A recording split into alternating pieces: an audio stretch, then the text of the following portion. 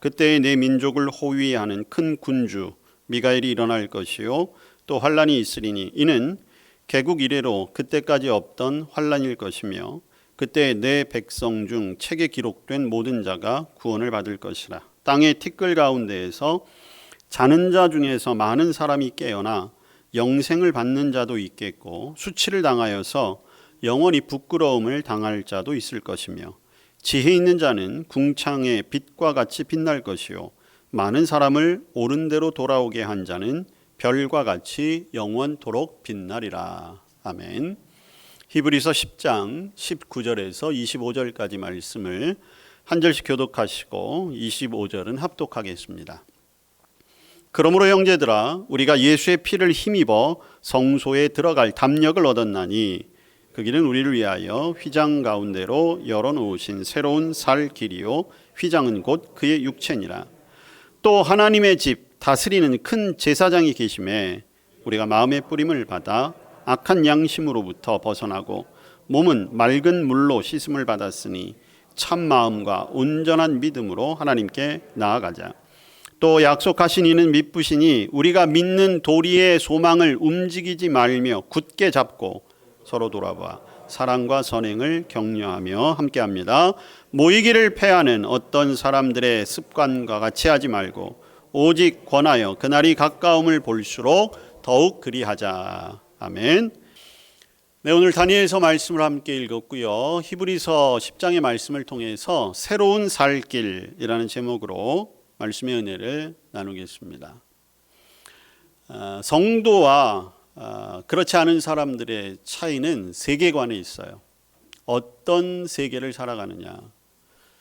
예수님을 모르는 사람들, 구원받지 못한 사람들은 철저하게 세상 중심으로 살아가겠죠. 세상의 성공이 제일 중요합니다. 세상에서 무언가 이루는 삶을 살아가죠. 그래서 수단과 방법을 가리지 않고 어쨌든 세상에서 소위 말하는 성공의 길을 찾아가요. 근데 여러분, 믿음의 사람은 다릅니다. 믿음의 사람은 믿음의 세계를 사는 사람이에요. 믿음의 세계는 현실을 뛰어넘지요. 그리고 믿음의 세계는 하나님의 약속을 바라보는 세계입니다. 그래서 말씀과 약속을 붙들고 믿음으로 도전하며 살아가는 거예요. 세상 사람들은 어떻게 하면 좀 더 편안할까? 어떻게 하면 좀 더 나은 지식을 배울 수 있을까? 어떻게 하면 좀 더 건강한 그리고 좀 노후에 안정된 삶을 살까? 그리고 어떻게 하면 좀 행복하게 살까? 이런 것들을 찾아가지요. 그래서 소위 말하는 세상의 길들, 잘 사는 길, 성공하는 길, 이런 길을 찾아갑니다. 자, 그러나 저와 여러분은 분명히 가야 할 길이 있고 오늘 히브리서에서 그 길을 가르쳐주고 있어요.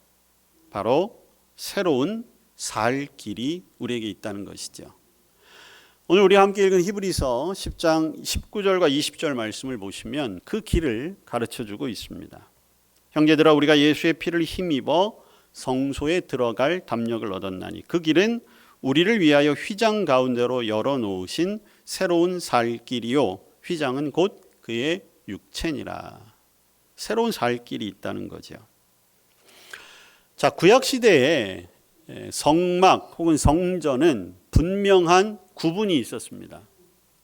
성전 뜰이 있었고요. 성소가 있었고 그리고 성소 안에는 휘장, 커튼이 드리워져 있어서 지성소라는 곳이 구별되어 있었어요. 그리고 이 세 구분은 철저하게 사람을 구분했어요.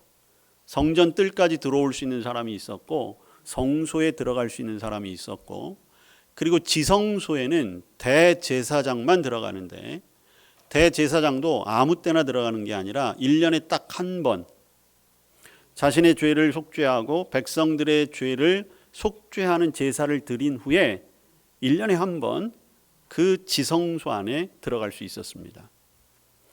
만약 대제사장이 죄를 지었거나 자격이 없는 사람이 지성소 안에 들어가면 반드시 죽었어요. 하나님이 살려두지 않으셨습니다. 그곳은 거룩한 곳이기 때문에. 자, 그런데 대제사장 그리고 이스라엘 백성들이 그 성전을 찾은 이유는 그 길이 사는 길이었기 때문이에요. 죄 용서를 받아야만, 그래서 짐승의 피를 가지고 제사를 드려야만 살 수 있는 길이었죠. 하나님이 율법에 정해 놓으신 길이었으니까. 그런데 여러분, 그 길은 옛 길이에요.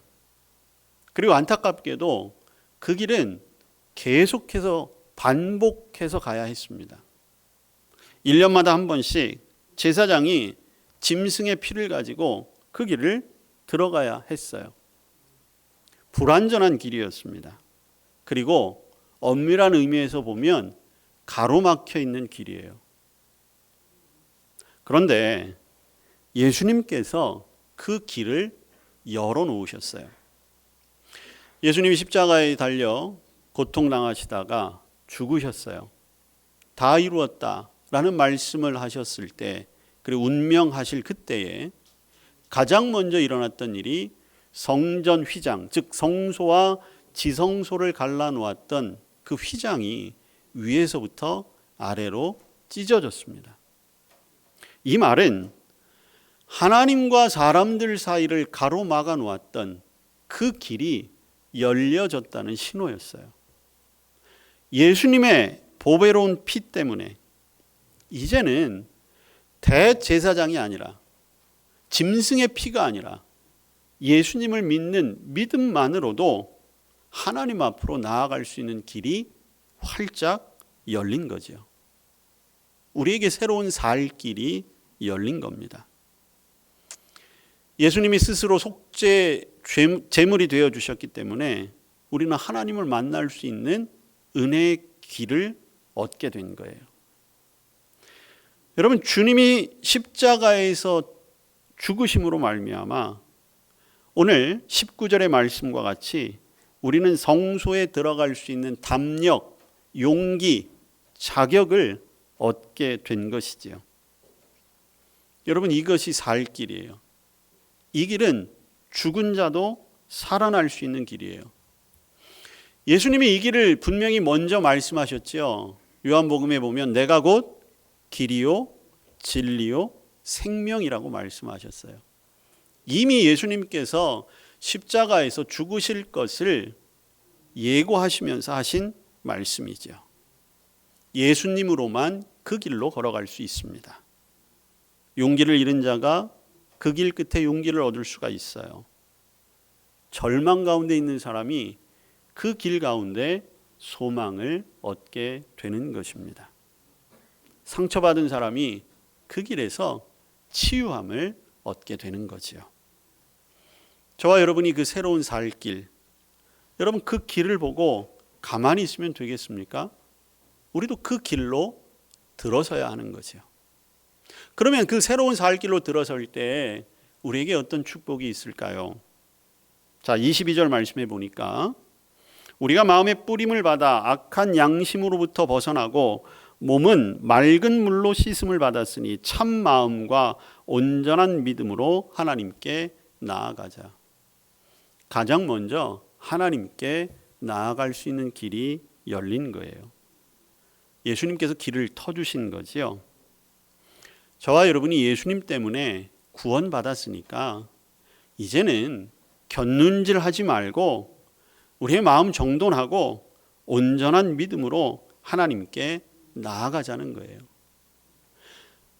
내 능력이 아니라 예수님의 피로 우리가 씻김을 받은 거죠. 그 예수님을 믿음으로 깨어졌던 하나님과의 관계가 온전해질 수 있는 길이 열린 거예요. 그것은 하나님의 약속이었고 또 예수님께서 그 약속의 말씀을 예수님의 몸으로 우리에게 보여주신 것이죠. 여러분, 주저하지 말고 우리에게 열려진 새로운 살 길을 통해 하나님 앞으로 나아갈 수 있게 되기를 바랍니다. 여러분, 세상이 빠르게 발전하고 있다는 것을 느끼는 것 중에 하나가 길이 좋아졌다는 거예요. 여러분 운전하시는 분들 종종 느끼실 텐데 길이 자꾸만 생겨요. 가다 보면 뭐 고속도로도 뚫리고 그래서 빠르게 갈 수 있어요. 이제 서울에서 출발해서 우리나라는 뭐 5시간 이내면 어디든지 땅끝까지 다 도착할 수 있는 그런 시대가 됐지요. 여러분 혹시 기차 요 근래 타보셨습니까? 기차가 등급이 있는 거 아시죠? 속도에 따라서. 여러분 혹시 옛날에 가장 느렸던 기차의 이름을 혹시 기억하십니까? 완행 열차라고 하는데 이름이 있었어요. 뭘까요? 비둘기호. 왜 비둘기호라고 했는지 잘 모르겠지만 근데 지금은 없더라고요. 제가 얼마 전에 KTX를 탈 일이 있어가지고 서울역에 갔는데 무궁화호는 있더라고요. 근데 비둘기호하고 무궁화호 사이에 또 뭔가 하나 있죠? 혹시 아십니까? 통일호. 없어요. 통일이 돼야 되는데. 그리고 보니까 무궁화호는 다니는 기차가 별로 없어요. 대개 새마을호나 KTX. 그리고 또 여러분들 가운데 이 한남역을 이용하시는 분들은 무슨 ITX, SRT, 도대체 무궁화호 통일호라고 하는 좋은 한글 이름을 놔두고 왜 다 그렇게 영어를 갖다 붙였는지 잘 모르겠지만 어쨌든 빠르게 목적지까지 안전하게 수송하게 됐지요. 이제는 사람들이 무슨 기차 여행의 낭만 이런 거 별로 필요 없어요. 안전하게 편하게 빨리 가야 되는 거죠. 고속버스도 마찬가지더라고요 보니까. 세상은 빠르게 움직여요.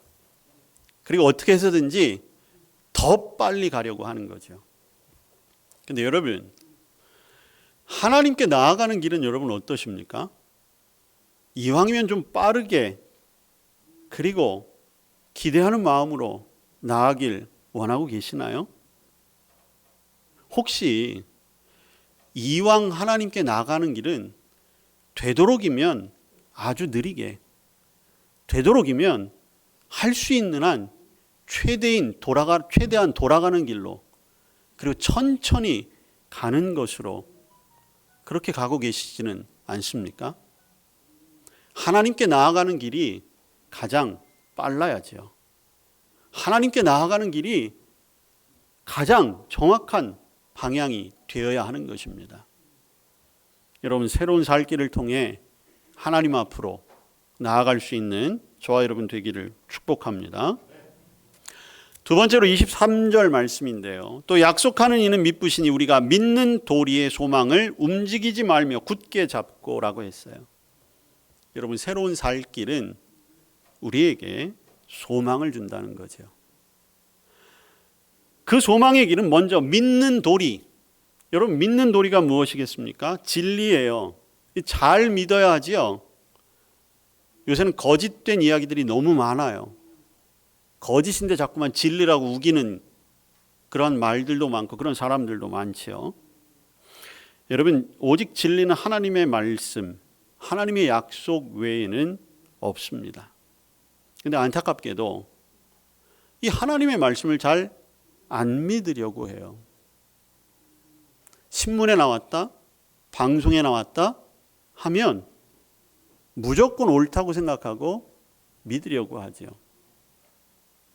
또 무슨 인터넷 같은데 사람들이 올려놓으면 거기에 딸린 무슨 평점, 후기 이런 걸 보고 진짜인 줄 착각하는 경우들이 종종 있어요.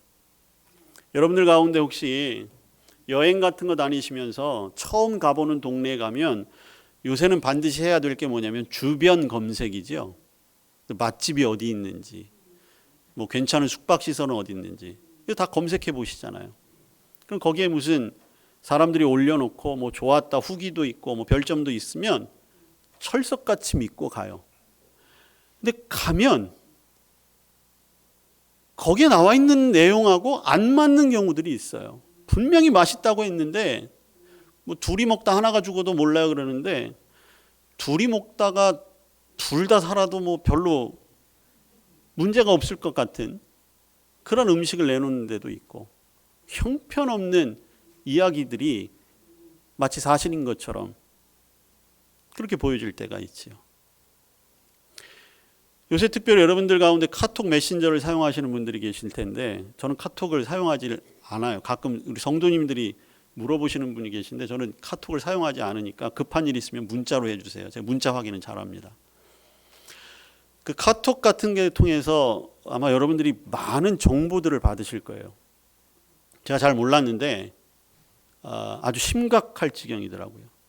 그러니까 일반적인 안부의 내용이 아니라 어떤 신앙적인 내용이나 무슨 정치적인 내용이나 뭐 경제적인 내용에 있어서 어디서 그런 이야기들을 퍼오는지 모르겠는데 그것이 마치 사실인 것처럼 또 사명감을 가지고 그걸 또 옆에 사람들한테 전달하시는 분들이 있더라고요. 도대체 세상의 이야기들은 그렇게 사명감을 가지고 붙들고 살아가면서 왜 영원한 진리고 진짜 진리는 하나님의 말씀을 그렇게 못 붙들고 살아가는지, 어떻게 해서든지 하나님의 말씀은 안 믿으려고 그렇게 노력을 하는지 모르겠어요. 여러분, 우리가 새로운 살 길을 가려고 한다면 믿는 도리, 하나님의 말씀을 잘 붙들어야 해요. 또 한 가지는 그것이 곧 우리에게 소망이 된다는 거죠. 우리에게는 흔들림이 없는 소망이 있어요. 저와 여러분의 흔들림 없는 소망은 한 가지예요. 예수 그리스도를 통한 구원과 영생이에요. 그게 우리의 소망이 되어야 합니다. 그 소망이 분명해야 이 세상의 삶도 성공적으로 살아갈 수 있어요. 그 소망이 분명해야 혹 이 세상의 삶 속에 어려움이 닥친다 할지라도 이겨낼 수 있는 거예요. 그 소망이 확실해야 이 세상에서 잠깐 실패하고 좌절하고 절망해도 이겨낼 수 있는 것이죠. 여러분, 그 소망이 새로운 살 길, 거기에 있다는 거예요. 그 소망을 붙들어야 저와 여러분에게 새로운 살 길이 열려지는 것입니다. 여러분, 그리고 그 소망에 대한 확신이 있어야 사실은 매일매일의 삶도 하나님 안에서 평안하게 그리고 믿음 안에서 살아갈 수 있는 거예요. 우리 감리교 운동을 시작한 웨슬리 목사님에게 어떤 사람이 이렇게 질문했대요. 목사님, 오늘 죽게 되면 어떻게 하시겠어요? 자, 여러분 한번 스스로 질문해 보세요. 시한부 인생, 근데 하루밖에 남지 않았어요. 여러분, 오늘 이 예배를 드리고 오전 오후 시간 지내다가 집에 돌아가시면 이제 죽어요. 여러분 어떻게 하시겠어요? 뭐 하시겠습니까? 근데 웨슬리 목사님이 그렇게 얘기하셨대요. 그래요? 그러면 나는 예정대로 아침에 설교할 겁니다. 약속한 대로 사람들 만날 거예요. 저녁이 되면 집에 가서 기도하고 가족과 함께 식사하고 잠자리에 들겠습니다. 그리고 내일 아침이 되면 나는 천국에서 눈을 뜨겠지요. 그렇게 얘기했다는 거예요. 여러분, 이게 진짜 소망이에요. 진짜 소망이 있으면 오늘 죽는 거 별로 두렵지 않은 거죠. 왜? 내일 천국에서 눈을 뜰 텐데. 그게 우리의 새로운 살 길이에요. 이 소망을 붙들고 그 길을 걸어갈 수 있기를 축복합니다. 세 번째로 새로운 살 길은 어떤 길입니까? 24절에 보니까요, 서로 돌아보아 사랑과 선행을 격려하는 길이랍니다. 자, 여러분, 격려라고 하는 말, 이 말은 새로운 용기를 북돋워 주다, 다른 사람이 새로운 소망을 갖도록 고취시키다, 뭐 그런 뜻을 가지고 있어요. 여러분들도 주변 분들 많이 격려하시잖아요. 여러분들 자녀들 격려하시잖아요. 힘내, 잘하고 있어, 자 화이팅 하자. 자, 그런데 오늘 이 히브리서에 사용된 이 격려라고 하는 말의 헬라어 원문을 제가 찾아보니까 거기에 좀 특별한 의미가 담겨져 있어요. 자극하다라는 뜻이 있어요.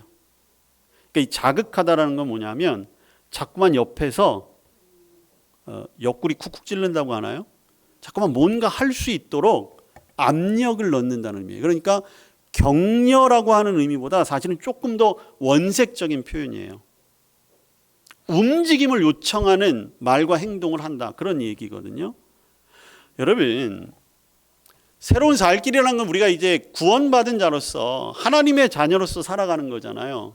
근데 그 길을 걸어갈 때 서로 사랑하고 사랑으로 바탕으로 한 선행을 할 수 있게끔 자꾸만 자극하고 서로에게 용기를 주고 그리고 이끌어주고 밀어주는 것이 필요하다는 거예요.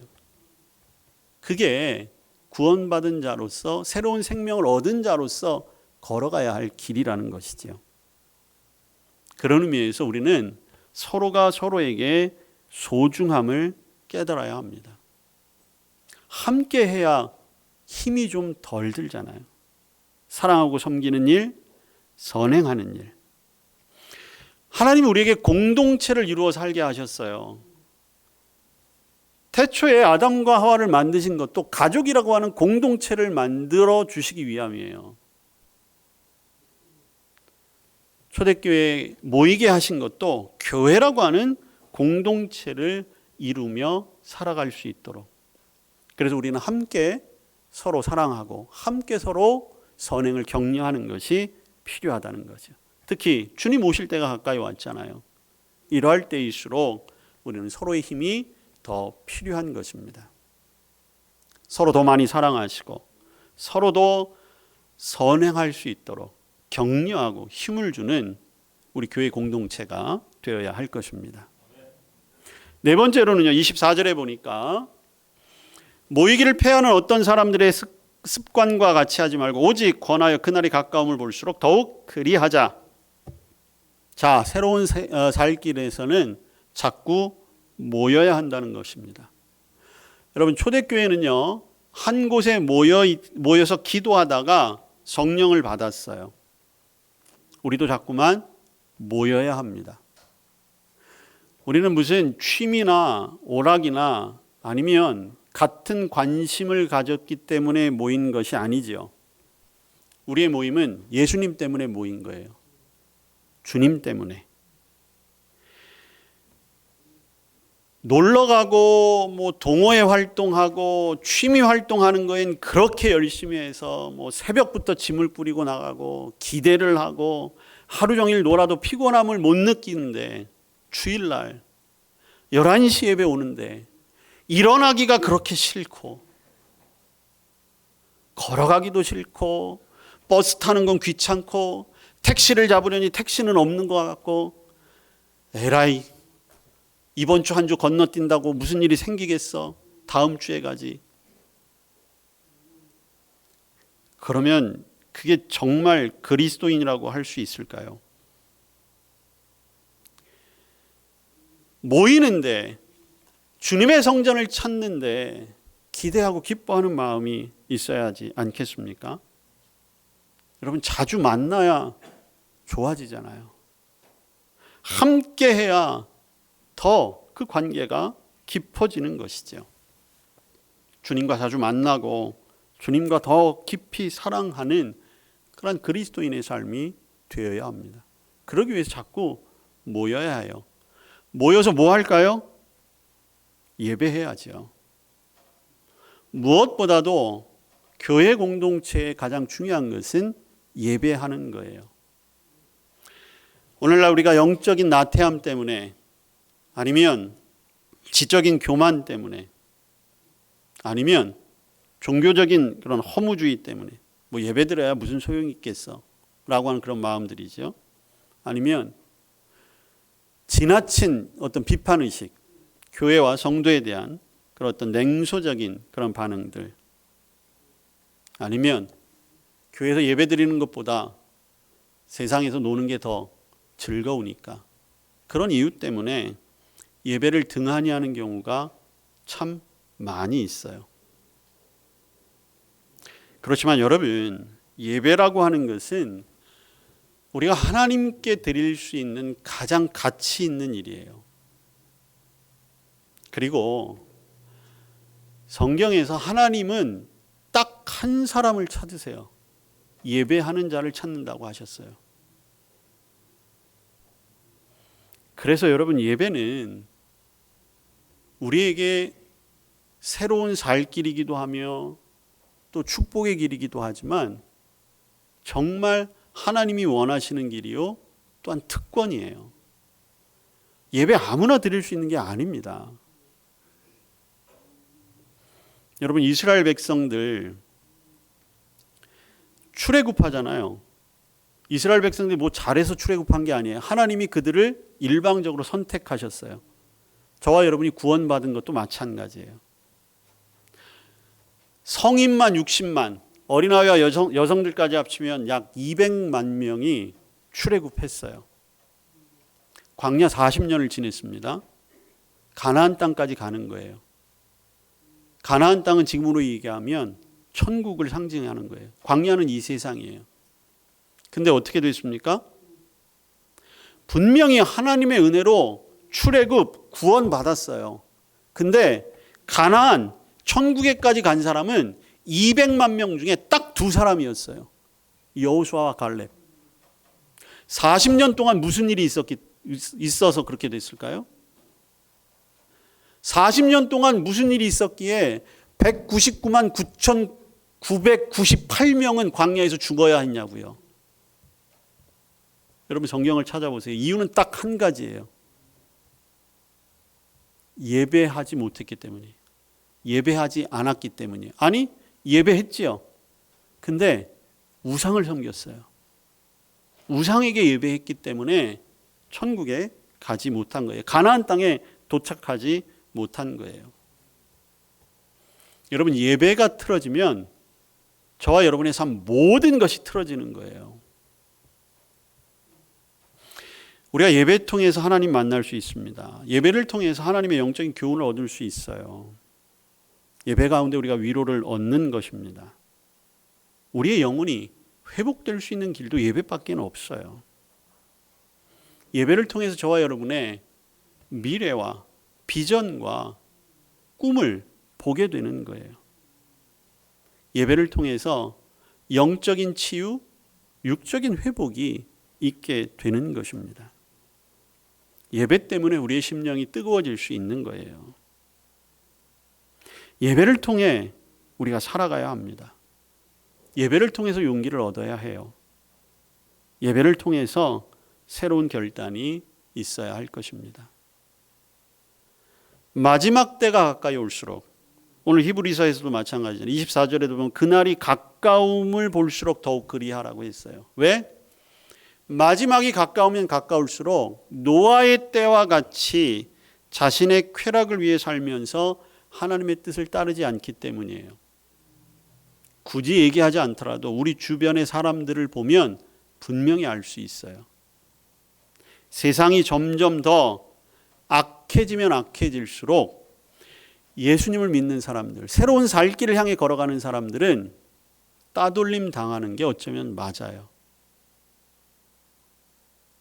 그 사람들이 함께 모여 서로에게 도움과 격려가 되어야 하는 것입니다.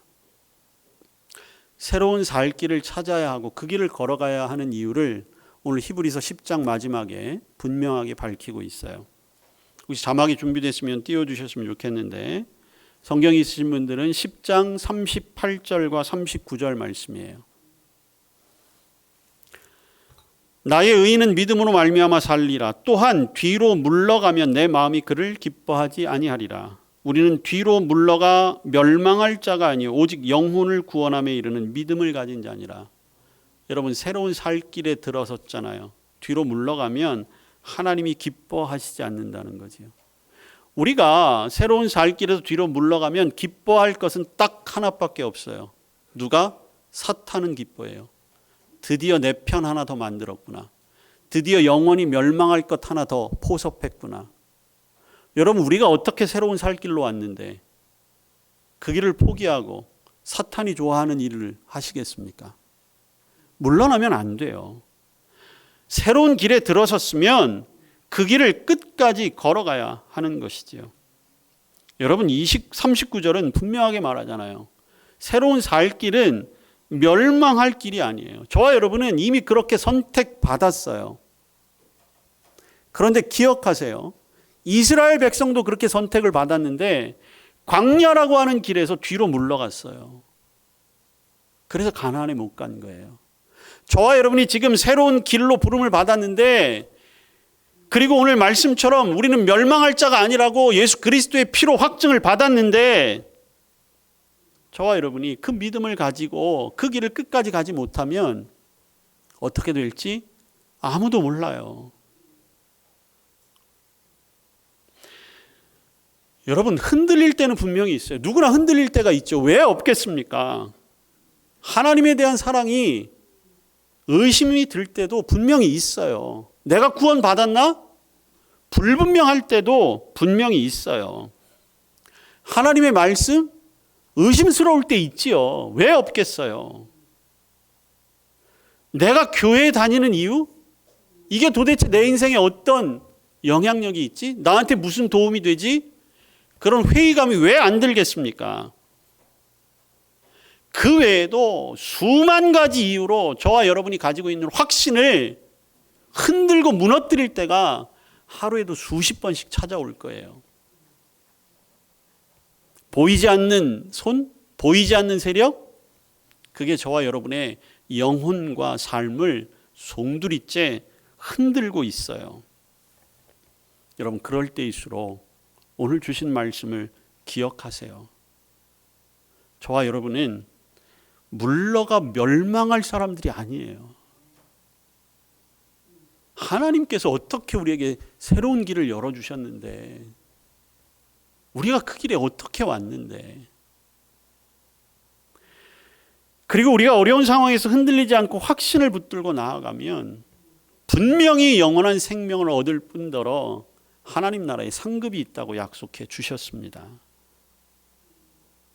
다른 사람들은 낙심하고 놓아버릴지 몰라도 여러분은 그렇게 하지 마세요. 끈질기게 믿음을 붙잡고 확신에 거하십시오. 때로 어렵고 힘들어도 반드시 이길 수 있는 힘과 능력과 도움의 손길을 하나님께서 마련해 놓으셨습니다. 저와 여러분에게 열려진 새로운 그 길, 여러분 이제까지도 참 잘해 오셨어요. 여러분들 얼마나 애쓰고 수고하셨습니까? 여러분들이 예배하고 물질로 하나님께 헌신하고 여러분들의 삶을 들여서 이제까지도 참 잘해 오셨어요. 이제 남아있는 우리의 삶, 우리에게 열려진 새로운 길 흔들리지 말고 다른 곳에 눈 돌리지 말고 끝까지 걸어가시기만 하면 되는 것입니다. 저와 여러분 한 발자국도 물러서지 마시고 이 새로운 살 길로 나아가 주님을 기쁘시게 하고 상 받고 또 축복 가운데 거할 수 있기를 주님의 이름으로 기원합니다. 아멘. 기도하겠습니다. 예수 그리스도를 통하여 우리에게 새로운 살 길 주신 것 감사합니다. 다른 곳 바라보지 않게 하시고 그 길 따라 성령님과 동행하여 하나님 나라에까지 잘 이르게 하여 주시옵소서. 예수님 이름으로 기도합니다. 아멘.